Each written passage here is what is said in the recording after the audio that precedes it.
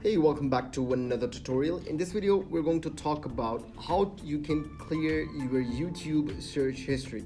For that, all you have to do, go to youtube.com, click on it.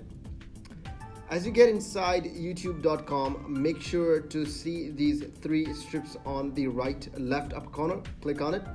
In here, you can see an option called history. Click on it. As you get inside history, you will see an option in here on the right side. It's called search history. Click on the word search history. In here, you can either clear all search history, means your whole search history will be cleared out. You can either pause search history, which means no search history further on which you'll search will not be included in here. Or if you want to delete any specific search history or search term, anything you want, so you can even delete that one too, like this one. So it's very simple. So this is how you can clear out your search history, because most people do that to when the children or somebody else is checking out their phone to keep the anonymity, or they are sometimes logged into multiple accounts, so they want to hide their search history.